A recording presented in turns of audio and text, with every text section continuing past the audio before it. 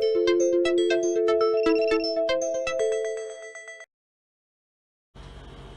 we discuss cross multiplication method.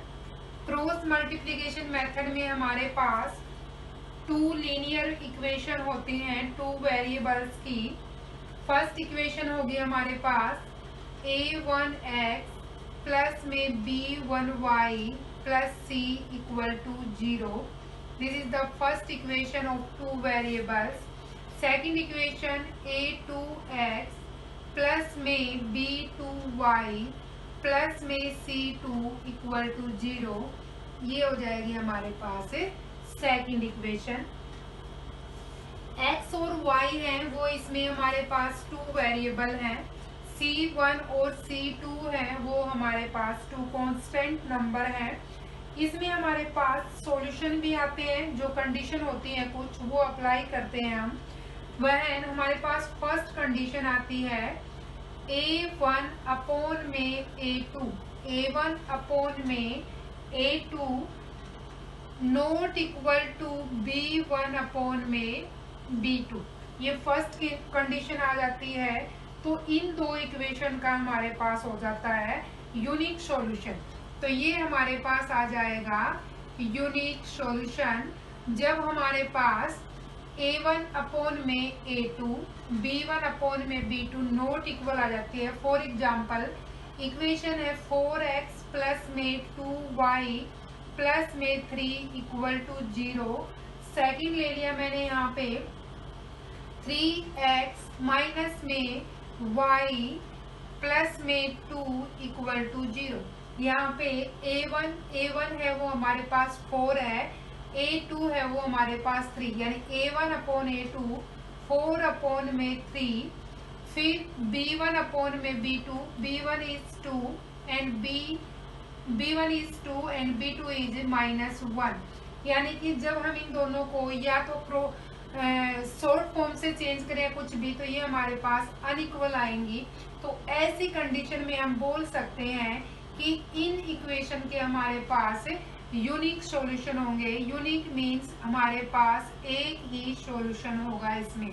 ऐसी condition आएगी तो फर्स्ट हमारे पास ये होगा जब हमारे पास फर्स्ट टू वेरिएबल्स हैं उनको अगर हम लिखते हैं तो वो अनइक्वल आते हैं, तो उनके हमारे पास होंगे unique solution.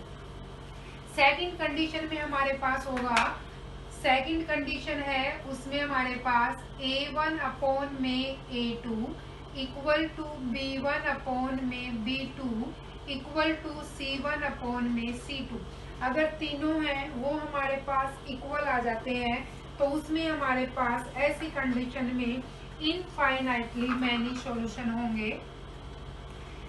Infinitely many solution, ऐसी कंडीशन में बहुत सारे सॉल्यूशन हो सकते हैं हमारे पास इक्वेशन में।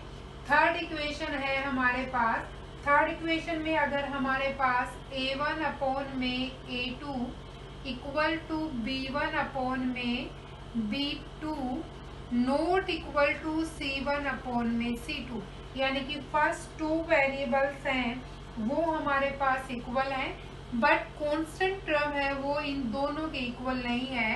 तो ऐसी कंडीशन में हमारे पास हो जाएगा नो सॉल्यूशन। ऐसी कंडीशन में हमारे पास इन इक्वेशन के नो सॉल्यूशन होंगे।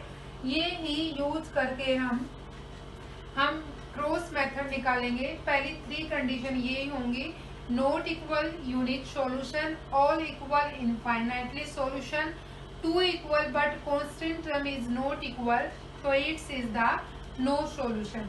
अब हम इसी को यूज करके या फिर इन दो टू वेरिएबल इक्वेशन का यूज करके क्रॉस मेथड निकालेंगे। क्रॉस मेथड में हमारे पास क्या होता है, देखिए क्रॉस से ही पता चल रहा है कि मल्टीप्लाई करनी है हमें इसमें, यानी क्रॉस में होता है हमारे पास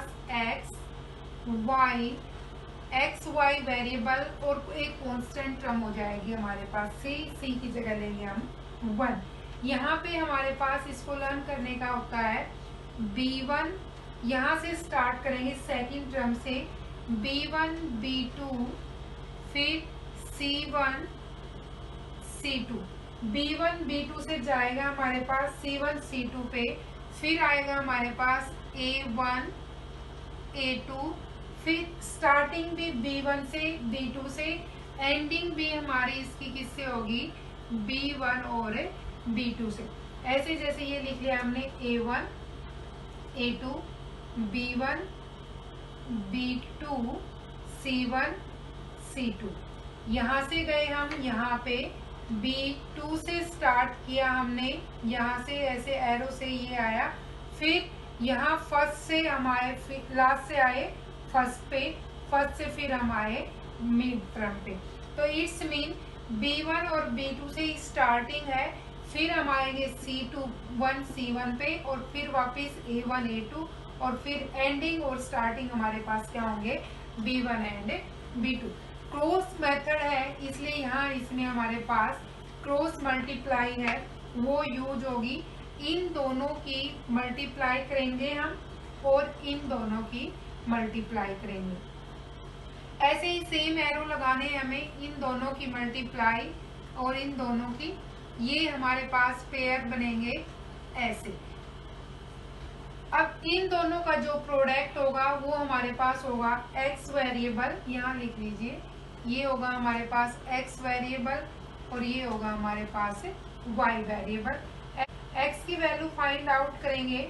x की वैल्यू फाइंड आउट करने के लिए b1 और c2 की मल्टीप्लाई करेंगे हम, b1 मल्टीप्लाई c2, फिर इन दोनों का सब्ट्रैक्ट, माइनस में c1 b2, ये आएगा हमारे पास।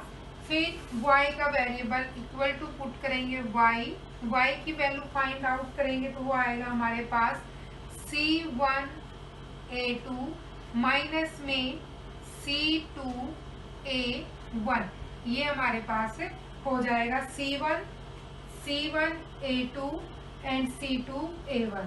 फिर कांस्टेंट टर्म इज 1, यहाँ मल्टीप्लाई करेंगे, फिर सेम आएगा हमारे पास a1 b2 माइनस में a2 b1, ये हमारे पास x y और कांस्टेंट टर्म के फॉर्मूले बनेंगे।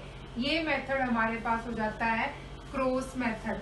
x y और 1 इज कांस्टेंट, b1 से स्टार्ट एंड b1 और b2 वेरिएबल से ही हमारे पास एंडिंग, यानी मिडिल टर्म से स्टार्टिंग होगी, मिडिल टर्म से ही एंडिंग होगी। x के वेरिएबल में इन दोनों की मल्टीप्लाई और इन दोनों की मल्टीप्लाई करेंगे और इन दोनों को सब्ट्रैक्ट, सेम ऑपरेशन लगाएंगे और x y और कांस्टेंट टर्म के फॉर्मूले निकालेंगे। This is called the cross multiplication method. That's